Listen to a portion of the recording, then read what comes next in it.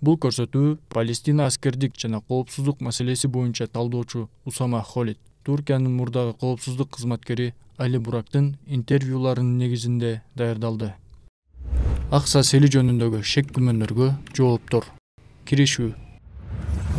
Акыркы 3 жыл ичинде Израиль баскынчылары Газа секторундагы курчоону күч алдырды. Акса мечитин жана Куддусту тездик менен яхудийлештирүү аракетин аткарып жатты. Яхудилер Израиль аскерлеринин коргоосу менен кайра-кайра Акса мечитине бастырып киришти. Жана Кутту Акса мечити тепселенди. Бул мечитте намаз окуп турган адамдарга чоң кечүү дебестен кол салынды. Акса мечитинин ичинде өздөрүнүн ширки курмандыктарын яхуд салтында сое турган болушту. Мындан сырткары баскынчылар Куддусту чыныгы сүрөттө ээлеп алуу үчүн, мусулмандарды ал жерден айдап чыгуу үчүн бекем аракеттерин аткара башташты. Алардын бул аракети Осло союзуна жана башка эл аралык союздарга тескери болчу.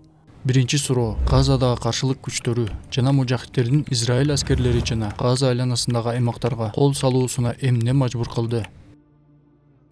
Газалыктардын мындай аракет алып барууларына бир нече себептери бар.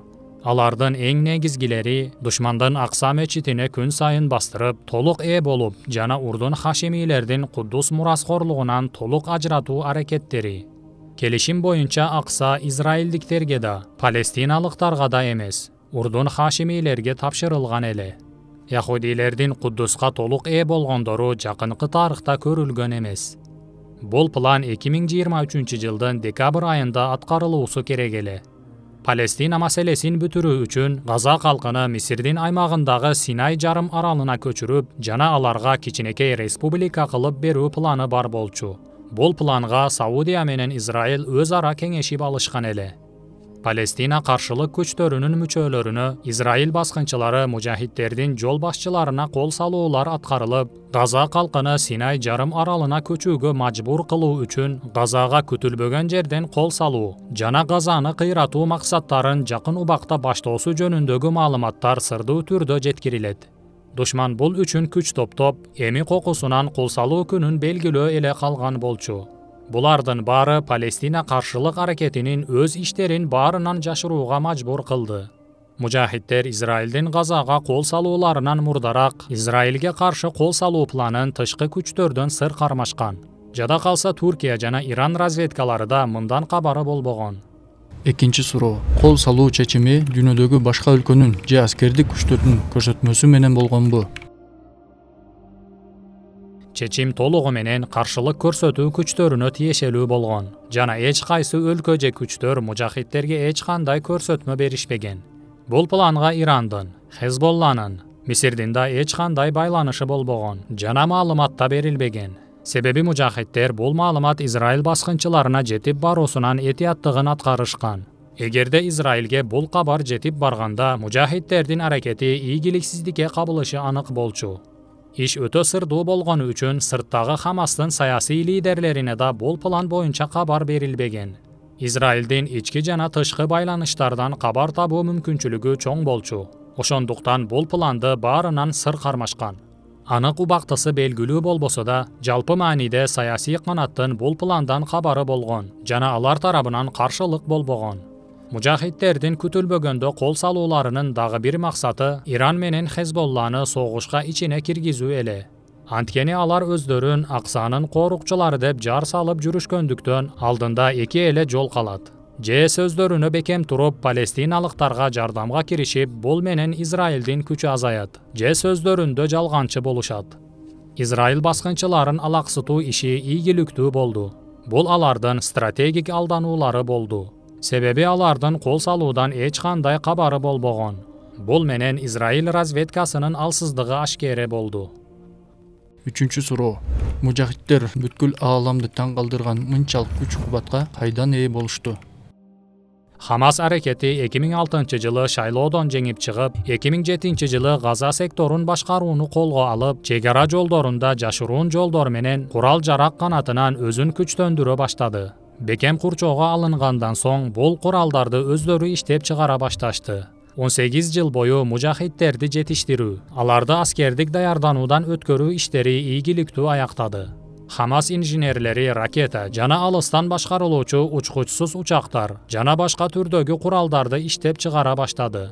Бул иштер жана тажрыйбалар 2009, 2012, 2014 жылдары Газада болуп өткөн согуштарда кадам сайын өнүгүп келген.